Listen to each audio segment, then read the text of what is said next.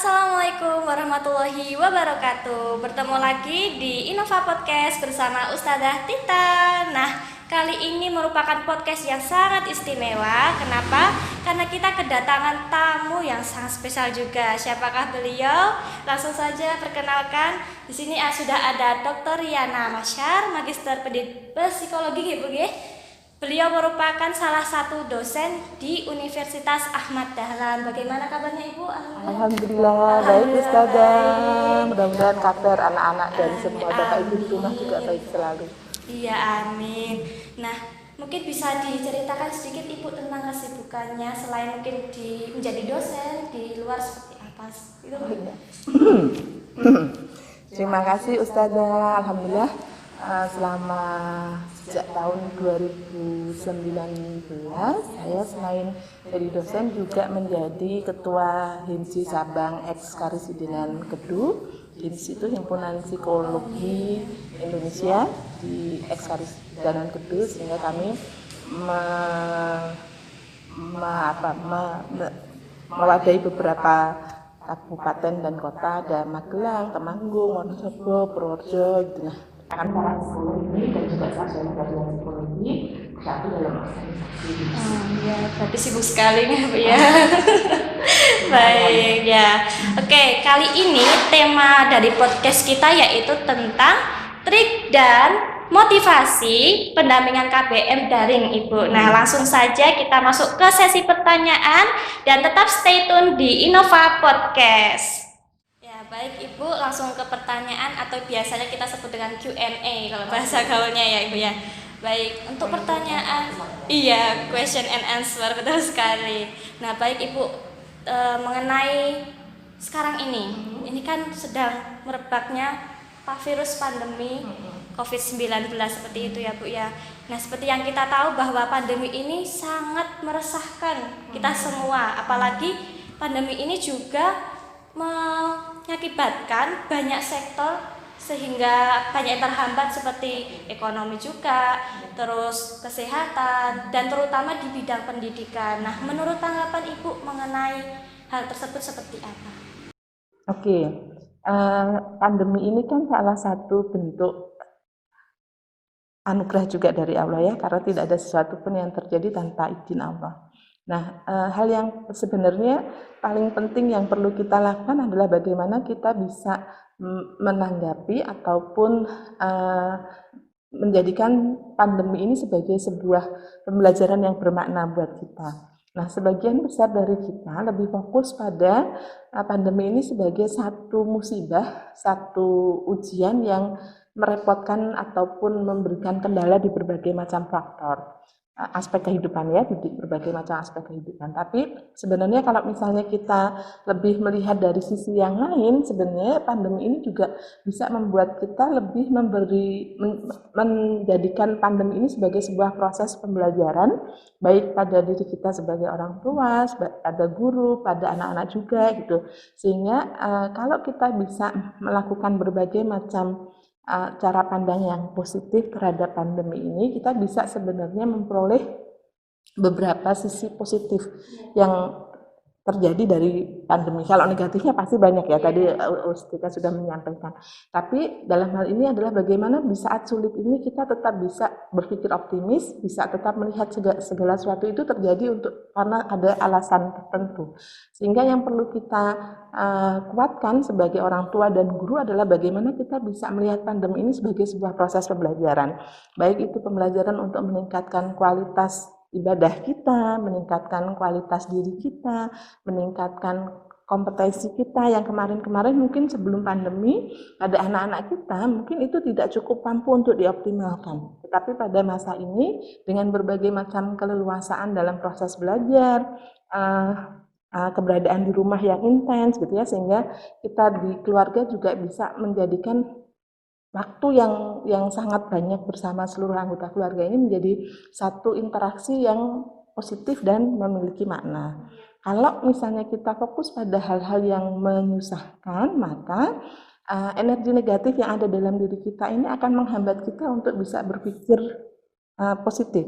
Hal ini nanti juga kemudian akan Aristoteles mengatakan apa yang kamu pikirkan itu akan menjadi apa yang kamu katakan. Apa yang kamu katakan itu akan menjadi kebiasaan atau perilaku, apa yang jadi perilaku yang terus-menerus diulang akan menjadi karakter. Nah, masa pandemi ini diharapkan bisa membuat kita benar-benar melatih diri agar kita bisa lebih mengambil sisi positif yang baik dan kita meningkatkan kualitas diri kita agar kita bisa mencetak anak-anak yang benar-benar berkualitas. Iya, betul sekali. Iya. Oke, baik.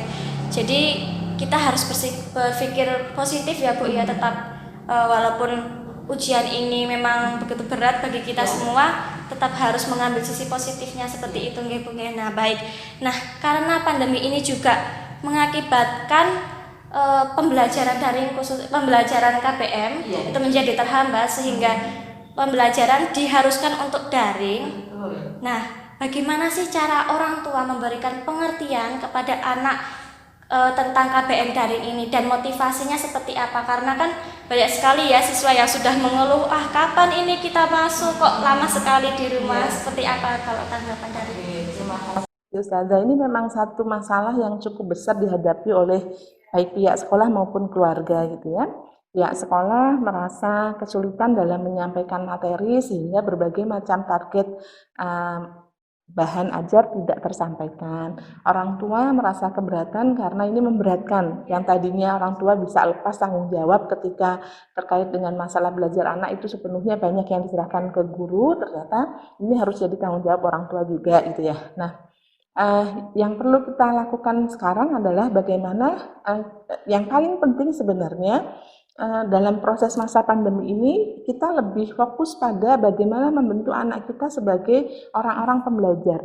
Jadi mungkin materi itu someday bisa dikejar, tapi fokusnya adalah bagaimana pihak sekolah dan pihak orang tua di rumah itu benar-benar menguatkan anak untuk mereka punya self-regulated learning atau kemampuan untuk mengatur dirinya dalam proses belajarnya. Karena kalau misalnya tidak dilatih, maka anak-anak akan tidak terbentuk nih sebagai pribadi pembelajarnya, dan ini berbahaya gitu. Kalau orang tua hanya fokus, kan banyak nih fenomenanya orang tua sibuk mengerjakan tugas anak, sedangkan anaknya sendiri hanya sekedar bermain atau rebahan terus-menerus atau mungkin main HP, gadget dan lain sebagainya. Nah, yang perlu dilakukan oleh orang tua adalah bagaimana caranya tidak semata-mata berfokus pada hasil sehingga sebisa mungkin orang tua tidak kemudian sibuk mengerjakan tugas anak. Karena ini banyak sekali yang dialami. Tapi bagaimana orang tua melatih anak untuk dia punya kebutuhan belajar dan bertanggung jawab bahwa belajar itu satu hal yang wajib dia lakukan sebagai seorang muslim. Jadi kan kita harus menekankan bahwa belajar itu proses yang wajib dilakukan oleh seseorang sejak dia lahir sampai dengan akhir hayat.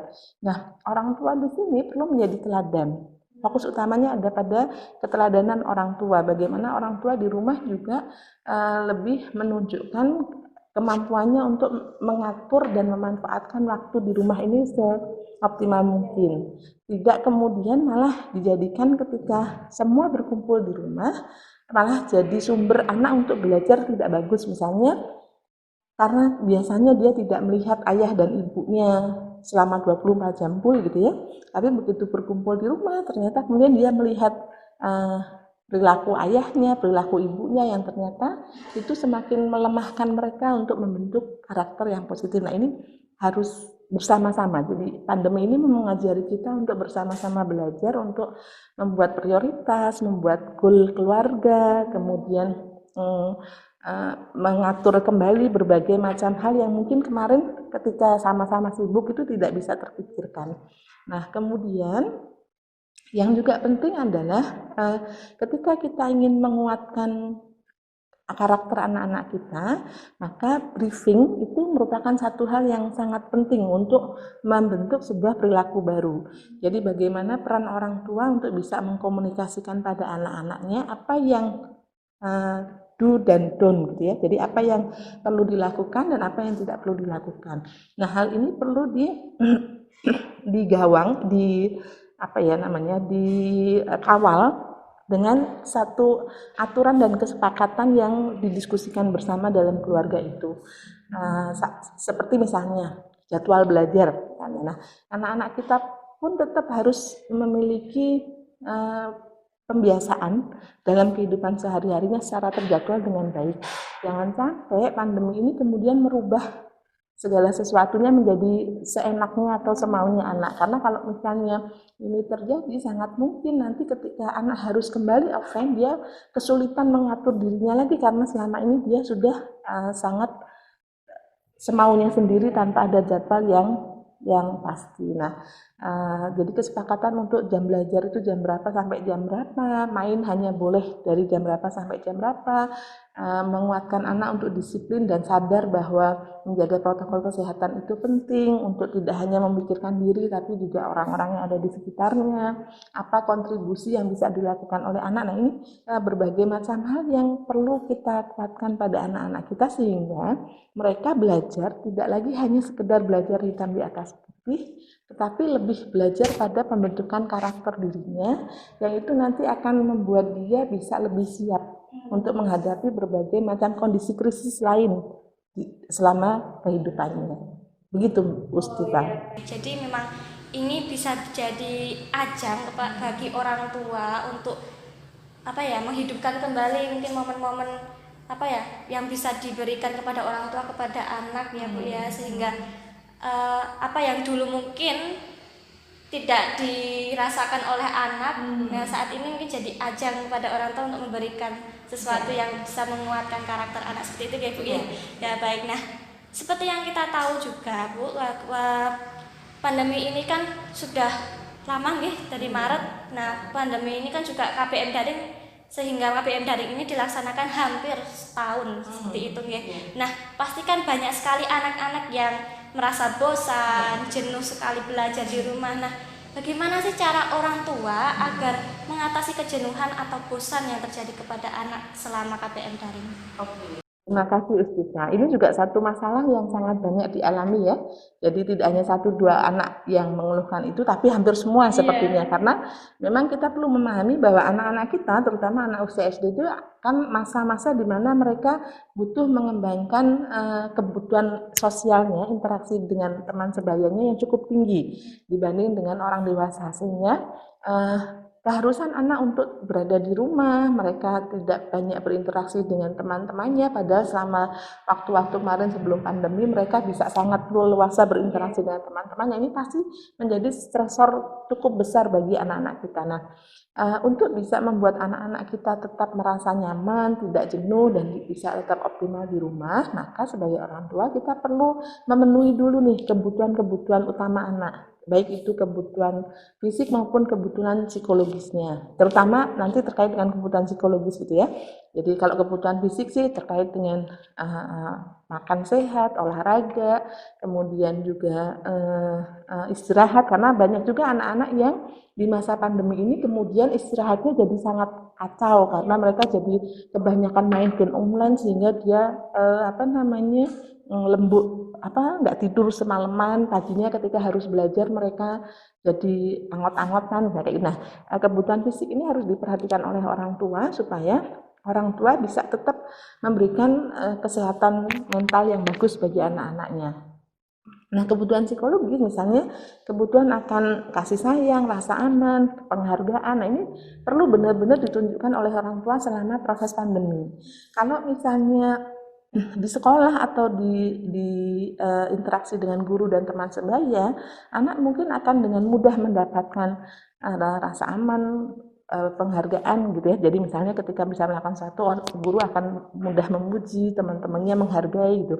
Tapi di rumah mungkin ketika bertemu terus-menerus dengan orang tua, yang ada malah orang tua jadi sumber ancaman buat anak-anaknya.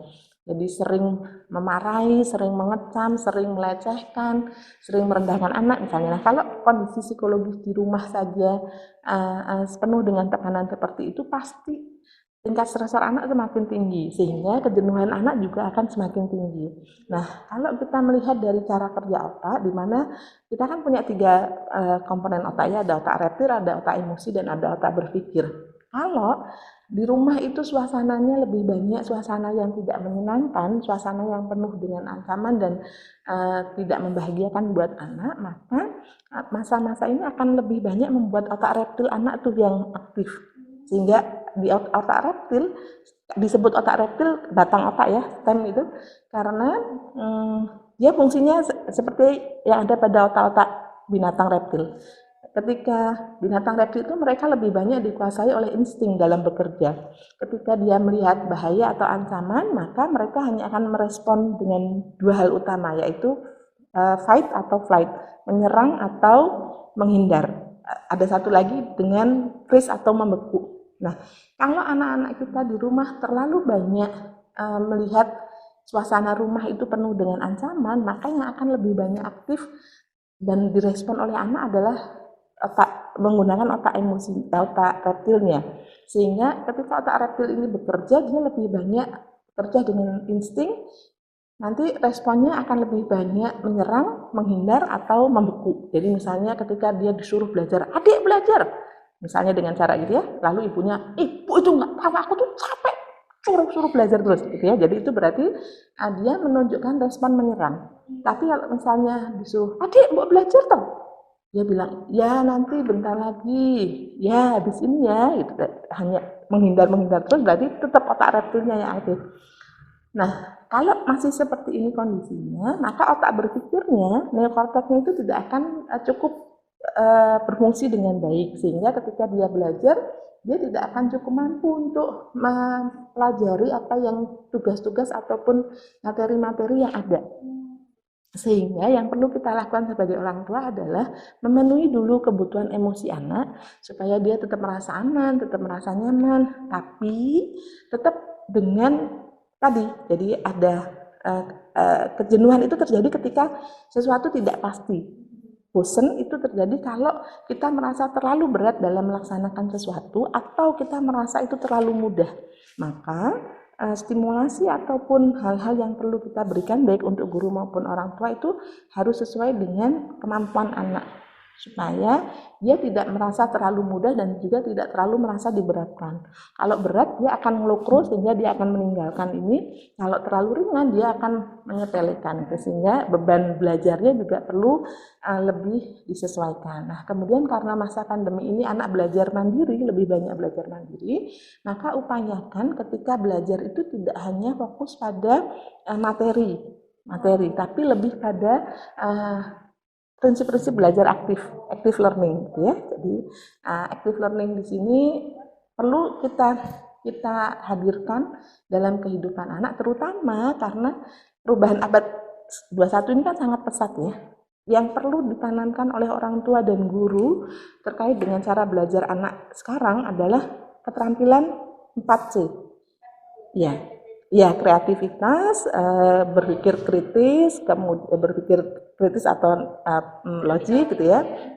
Kemudian kolaborasi dan komunikasi. Nah, sebenarnya 4 keterampilan belajar ini jauh lebih penting kita tanamkan ke anak-anak kita dibanding materinya.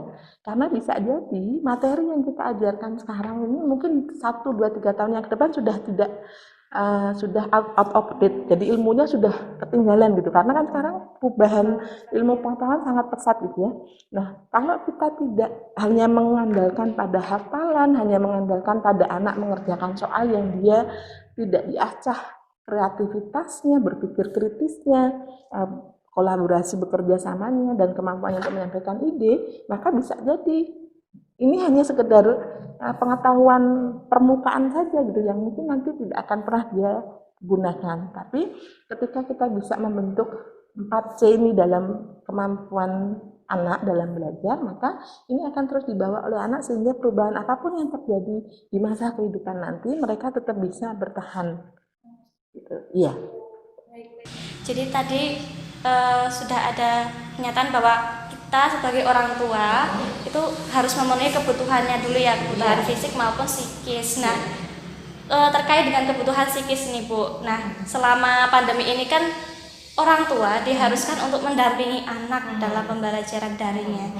Nah, banyak sekali yang ya istilahnya bertanya kepada kita, Ustazah, bagaimana sih cara kita mengatasi emosi? Nah, emosi orang tua saat mendampingi anak dalam belajar. Nah, mungkin dari Bu Riana ada tanggapan atau bagaimana sih tipsnya agar orang tua itu bisa mengatasi emosi?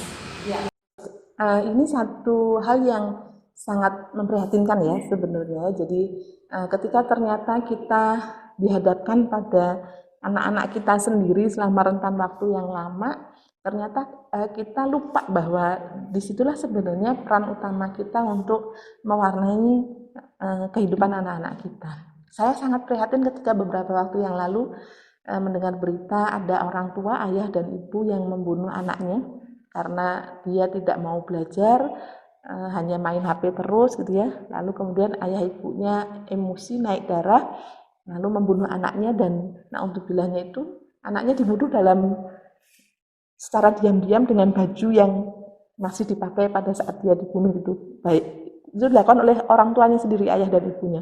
Nah, ini kan sesuatu yang sangat memprihatinkan ya. Jadi naudzubillah, mudah-mudahan kita semua terhindar dari perilaku buruk seperti itu. Tapi bahwa Allah itu selalu menghembuskan ketakwaan dan ke nafsu gitu ya di dalam diri kita. Maka sebagai hamba yang beriman, kita kan perlu lebih banyak untuk mendengarkan ketakwaan, karena dalam diri kita ini kan selalu ada self-talk, selalu ada percakapan sebenarnya. Mana yang paling sering kita latih, itulah yang nanti akan menjadi respon percepat kita. Kalau kita tidak ada satupun orang yang dilahirkan dalam kondisi sabar. Sabar itu satu kemampuan, satu keterampilan yang yang harus dikembangkan, dan itu hanya bisa diperoleh dengan berlatih. Nah, maka tugas kita sebagai orang tua agar kita juga bisa mencetak anak-anak yang memiliki emosi yang bagus, kita dulu yang harus jadi teladan.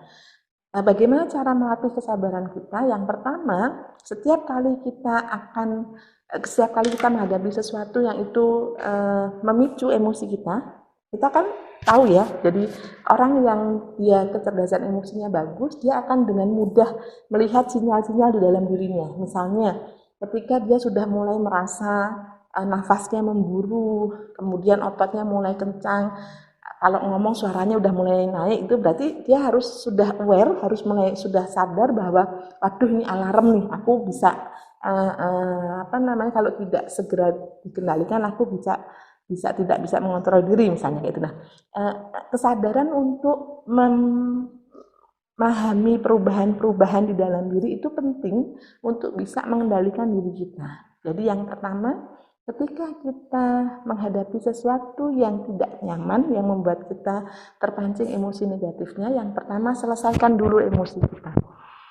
Karena kalau kita tidak menyelesaikan emosi kita, emosi-emosi negatif terutama ya, maka ini pasti akan menyesatkan apa yang kita pikirkan dan apa yang kita sampaikan. Setiap kali kita marah, pasti kita akan lebih banyak menyerang. Nah, ketika kita menyerang, entah itu anak, entah itu pasangan, maka pasti responnya juga akan balas menyerang atau menghindar gitu. Sehingga ini nanti pasti tidak akan ketemu nih proses untuk pendidikan, proses rasa nyaman di rumah itu pasti tidak akan ketemu. Jadi yang pertama kita lakukan adalah menyelesaikan emosinya. Caranya, kalau Rasulullah mengajari kita, kalau kita berdiri ya duduklah, kalau udah duduk masih marah berbaringlah, kalau berbaring masih malah berwudulah misalnya kayak itu.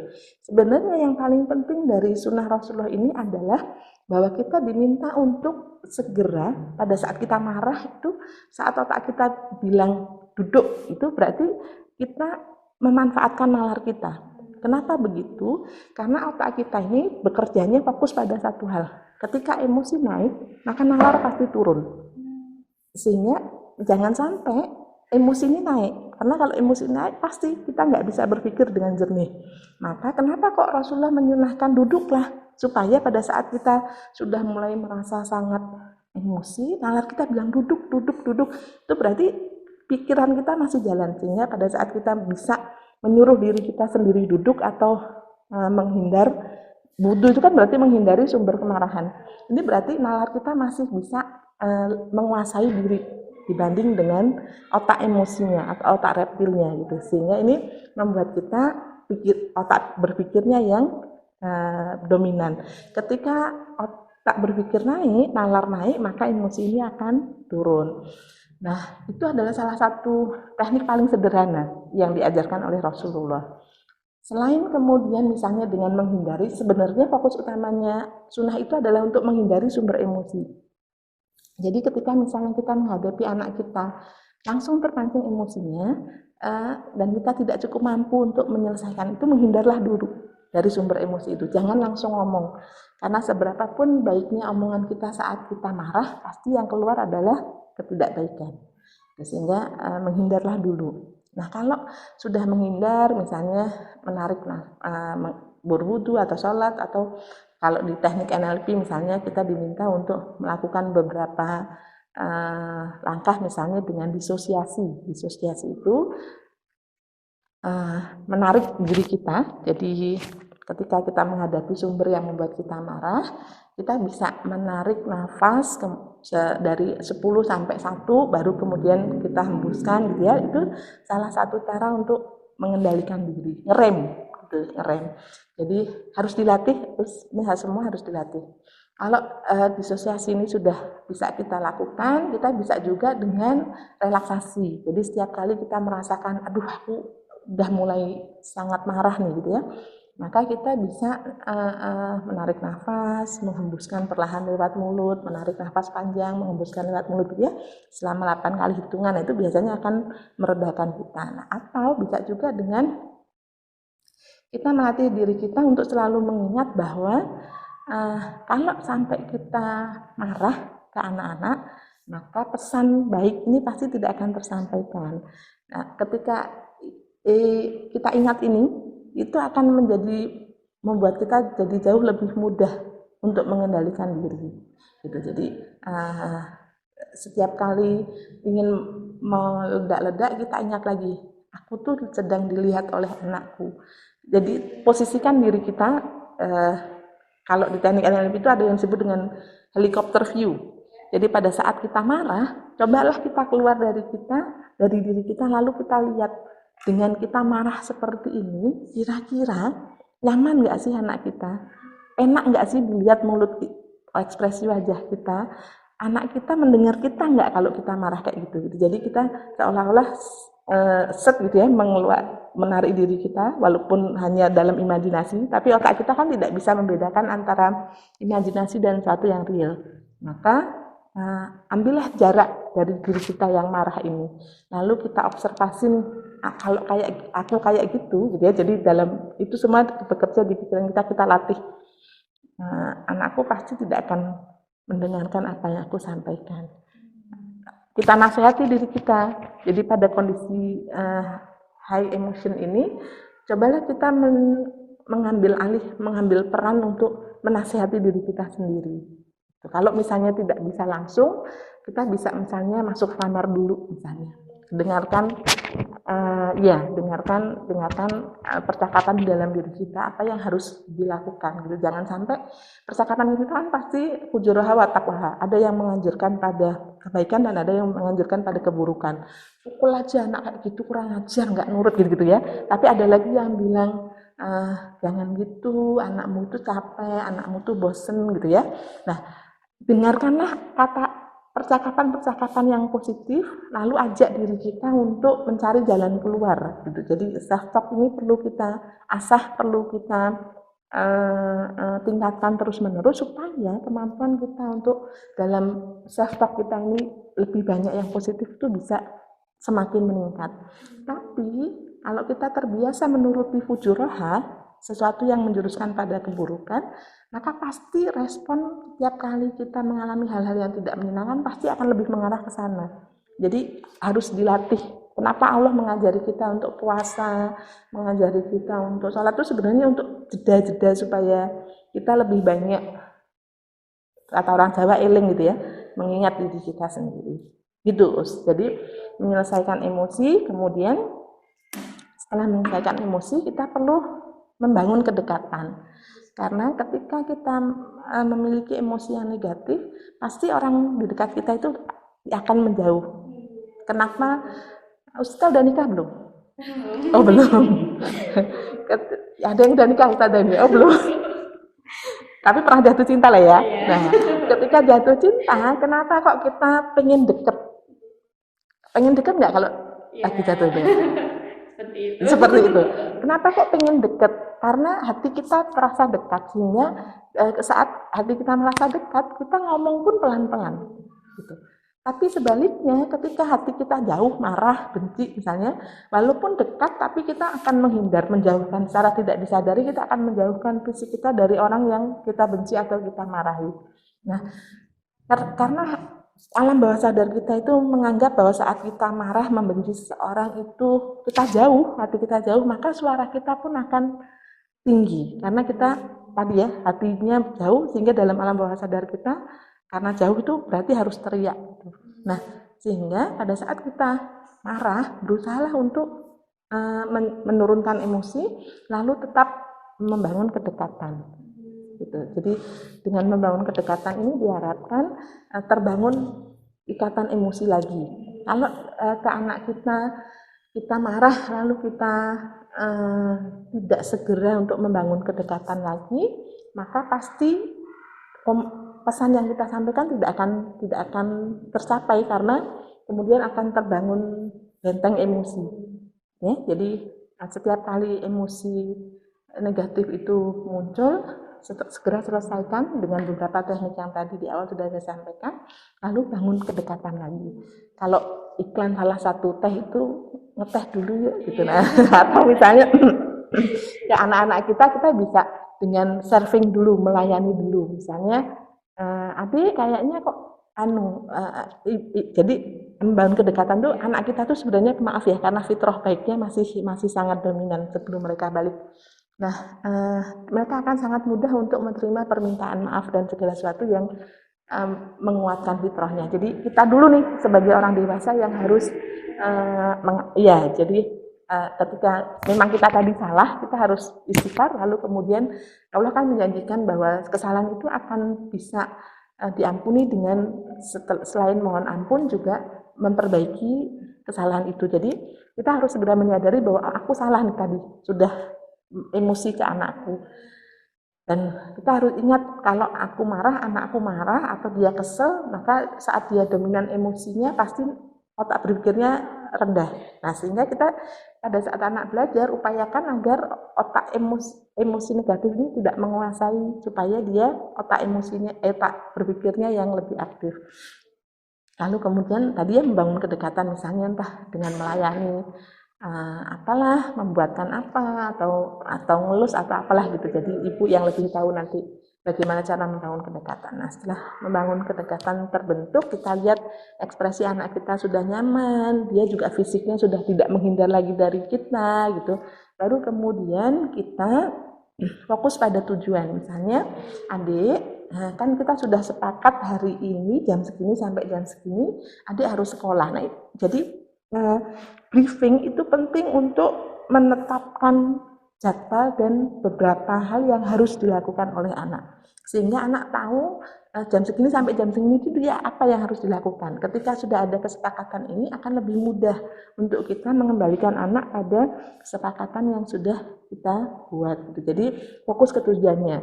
Misalnya tujuannya adalah menyelesaikan tugas dari bu guru ABC misalnya. Nah, itu fokus itu harus dilakukan. Nah, untuk bisa fokus pada tujuan ini, kita harus fleksibel. Jadi caranya tidak, selama ini kan orang tua caranya hanya bilang, "Dek, ayo toh cepet toh belajar toh. Dek, ayo toh dikerjakan." Yang ketiga, "Dek, cepet toh dikerjakan." Masih hanya sekedar ngomong gitu loh, tidak menggunakan berbagai macam cara kreatif untuk membuat anak tertarik. Kalau bu guru di sekolah kan mungkin untuk bisa membuat anak-anak tertarik menyelesaikan tugas itu punya beragam cara gitu ya. Nah, orang tua pun mungkin dalam hal ini perlu belajar untuk bagaimana mempersuasi anak-anak kita. Nanti kalau ngomong ke komunikasi jauh lama lagi gitu ya. Jadi belajarlah, karena HP Bapak Ibu pasti di rumah sudah sangat canggih.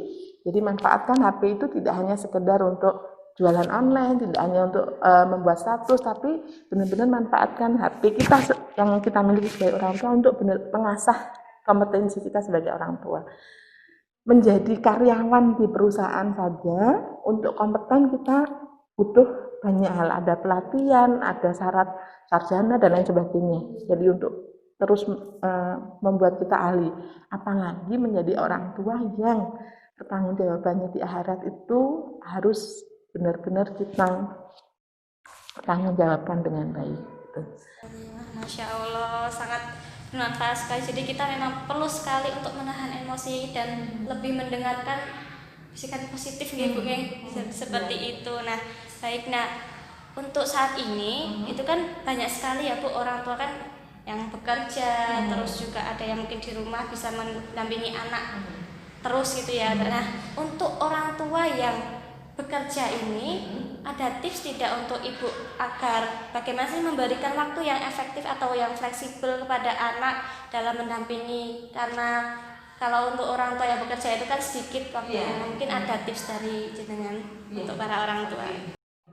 Bapak Ibu memang menjadi satu dilema yang cukup memberatkan buat kita sebagai orang tua ketika kita harus berperan ganda gitu ya, baik sebagai pekerja maupun sebagai orang tua di rumah. Nah, tapi anak-anak kita itu sebenarnya kalau mereka fitrah baiknya masih terjaga, mereka punya kemampuan untuk teratur dan juga hal-hal positif yang bisa kita arahkan.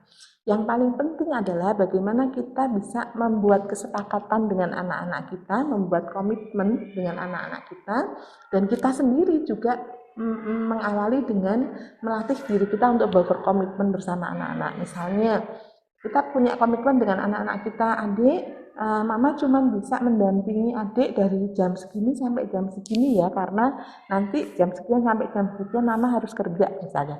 Jadi komitmen ini harus benar-benar kita pegang, karena anak belajar komitmen dari diri kita sebagai orang tuanya.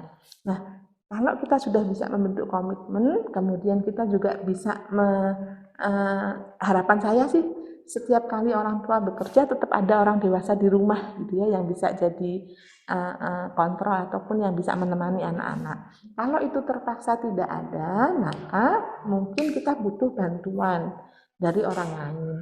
Ketika bekerja itu tujuan utamanya adalah untuk meningkatkan kesejahteraan, maka fokus utama keluarga adalah kita sebagai orang tua, peran utamanya adalah untuk mendidik anak-anak kita. Maka jangan sampai upaya untuk meningkatkan kesejahteraan ini ternyata malah menghancurkan proses pendidikan pada anak-anak.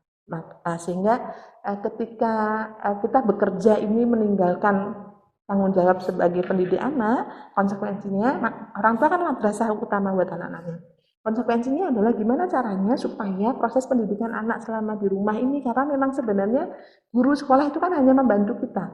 Peran utama kita sebenarnya yang dimintai oleh tanggung jawab Allah itu akan menanyakan peran kita sebagai orang tua untuk mendidik anak-anak kita, bukan gurunya sebenarnya yang paling utama. Bagaimana kita mendidik anak-anak kita. Nah, upayakan supaya peran utama sebagai pendidik ini tidak hancur karena proses pekerjaan.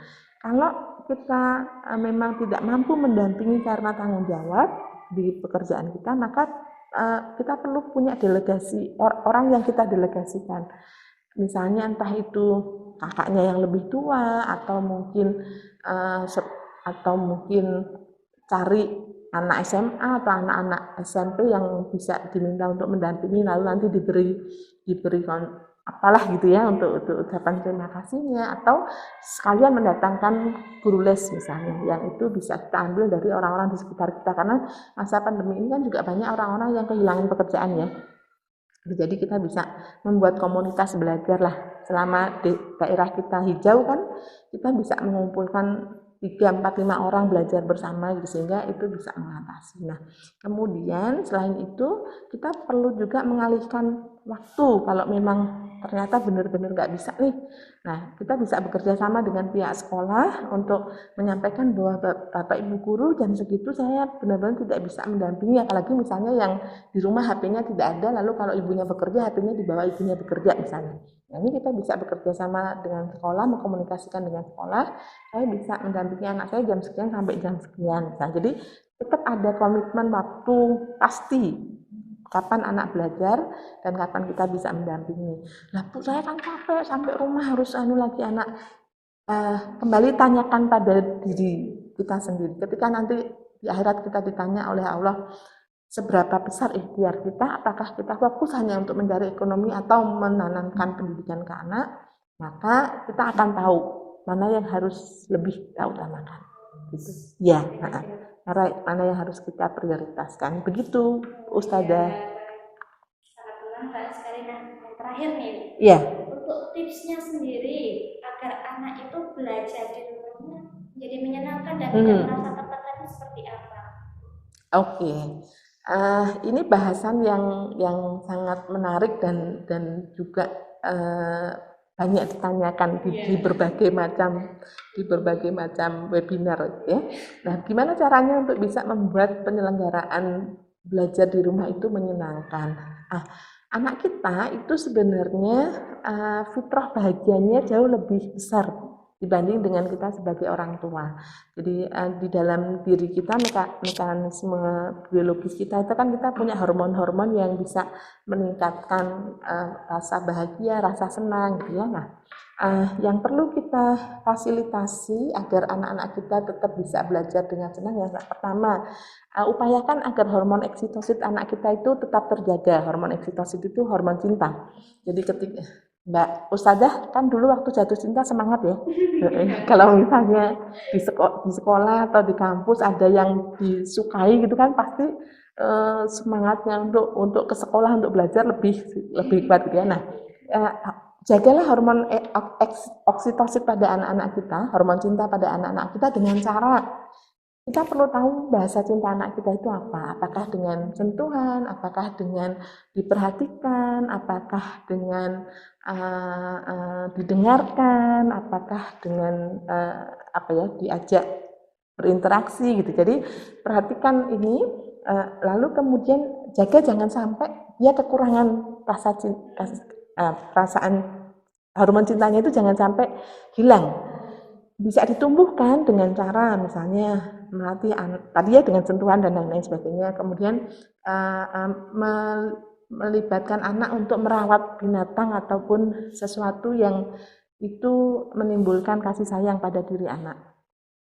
Nah, ini juga hormon ini bisa rusak, bisa tidak terproduksi dengan baik kalau stres atau anak berada di ancaman, di bawah ancaman. Sehingga upayakan hormon oksitosin ini tetap terjaga. Kemudian yang kedua itu hormon yang bisa menimbulkan semangat. Jadi adrenalin pada diri anak itu perlu kita jaga supaya anak bisa tetap bersemangat. Caranya gimana? Beri target. Kalau seseorang nggak punya target, maka dia pasti nggak akan tertantang. Nah, jadi target itu perlu kita buat supaya anak-anak kita punya tantangan-tantangan. Target ini akan juga menantang pada anak-anak ketika dia tahu apa manfaatnya atau apa yang akan dia peroleh ketika dia sudah mencapai target itu. Jadi targetnya ini target yang tadi sesuai dengan kemampuan anak, tidak terlalu ringan, tidak terlalu berat. Kemudian hormon adrenalin ini juga bisa kita tingkatkan dengan kita banyak memberikan kegiatan-kegiatan yang tidak monoton gitu. Jadi buatlah di rumah itu proses belajar yang menyenangkan, variatif supaya anak tidak bosan, tidak hanya sekedar mendengarkan bu guru, apalagi kalau di sekolah guru hanya sekedar ngasih soal, anak suruh mengerjakan setiap hari selama 7 atau nanti 1 tahun begitu terus, pasti itu tidak akan memberikan tantangan pada anak. Jadi di sini butuh kerjasama dari bu guru untuk membuat ragam kegiatan belajar yang itu memberikan tantangan pada anak-anak kita, tidak hanya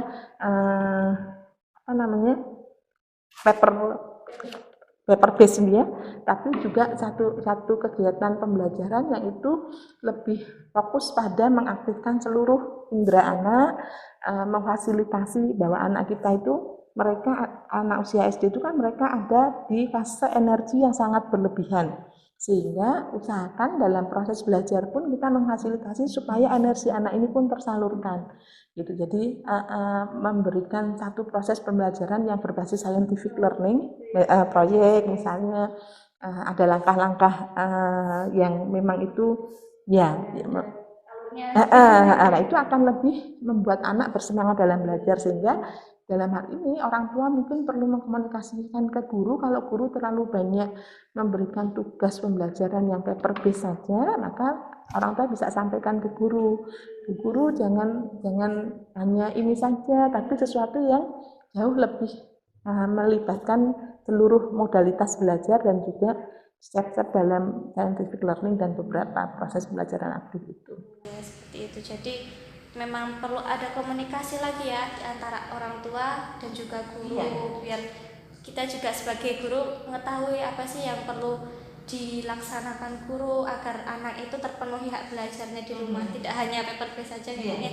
Nah, seperti itu. Baik ya, yang terakhir lagi nih untuk para orang tua, mungkin ada pesan pada para orang tua di rumah tentang KBM daring tersebut, Ibu. Terima kasih, Us. Jadi Bapak Ibu, masa pandemi ini pasti bukan satu hal yang mudah buat kita semua untuk menjalaninya. Tapi bahwa di setiap kesulitan itu ada kemudahan, harus kita yakini supaya kita bisa menyebarkan aura positif pada anak-anak di sekitar kita. Jangan sampai kita sebagai orang tua menjadi sumber stres buat anak-anak kita. Jadi pandemi ini bisa kita jadikan sebagai satu ajang untuk meningkatkan kualitas diri, atau sebaliknya bisa menjadi ajang buat anak-anak kita untuk semakin tahu betapa buruknya kita sebagai orang tua. Maka jadikanlah pandemi ini benar-benar sebagai satu momen yang berharga dalam sepanjang rentang kehidupan kita, karena kita tidak tahu kapan kita akan ini kan sebuah momen yang langka, satu peristiwa yang pasti tidak akan mungkin terjadi kedepannya gitu ya. Jadi kita saja selama 40, 30, 20 tahun hidup baru sekali ini mengalami. Jadi manfaatkanlah waktu ini sebaik-baiknya agar kita dan anak-anak kita bisa benar-benar belajar memaknai apa yang ingin Allah ajarkan, pesan cinta apa yang Allah ingin titipkan ke kita, pesan cinta apa yang ingin Allah berikan ke kita melalui pandemi COVID ini. Jadi kita bersama dengan anak-anak kita bisa memaknai peristiwa ini untuk mengasah kualitas diri, kompetensi kita, hobi anak-anak kita yang dulu mungkin tertunda gitu ya misalnya. Jadi karena sekarang proses belajarnya lebih leluasa, kita bisa lebih fokus pada anak-anak kita, apa potensinya yang bisa kita kembangkan selama masa pandemi. Dan kemudian yang keempat, supaya pandemi ini menjadi bermakna buat kita semua, salah satu hal yang paling penting adalah bagaimana kita tetap bisa berkontribusi di era pandemi. Jadi baik kita maupun anak-anak kita, sesedikit apapun itu, mari kita melatih anak-anak kita untuk berkontribusi, karena kontribusi ini salah satu kebutuhan tertinggi yang akan membuat kita bisa bermakna sebagai manusia. Jadi sebaik-baik orang adalah orang yang bermanfaat. Itu ternyata salah satu penelitian menunjukkan orang-orang yang mereka mengabdikan dirinya untuk banyak berkontribusi terhadap berbagai macam hal di sekitarnya, itu mereka memiliki kualitas hidup yang jauh lebih tinggi dan kemudian memiliki kemampuan untuk mengelola dirinya dengan lebih baik. Jadi mari arahkan diri kita dan anak-anak kita untuk bisa berkontribusi di era pandemi ini, sekecil apapun itu, sesederhana apapun itu, tapi kontribusi yang memberikan kebermanfaatan akan melatih anak-anak kita untuk tidak hanya berfokus pada dirinya, tapi bagaimana dia sebagai hamba Allah bisa mengoptimalkan potensi yang diberikan oleh Allah untuk kemaslahatan. Mungkin begitu. Baik, nah itu tadi pesan dari Dr. Yana Masyar MPC yang dipesankan kepada orang tua di rumah. Dan sampailah kita di penghujung acara, Ibu. Sekali lagi kami ucapkan terima kasih kepada Dr. Yana yang telah menyempatkan waktunya untuk kami dalam acara podcast kali ini. Nah, mungkin itu saja yang dapat kami sampaikan kepada para pemirsa atau orang tua. Sekali lagi jika ada salah kata, Ustazah mohon maaf, dan semoga podcast kali ini dapat bermanfaat bagi kita semua. Amin, amin ya rabbal alamin. Tetap semangat belajar bagi anak-anak semua, dan selalu ceria walaupun hanya di rumah Ibu belajarnya. Nah, sekian dari Ustazah dan juga Dr. Yana. Wassalamualaikum warahmatullahi wabarakatuh.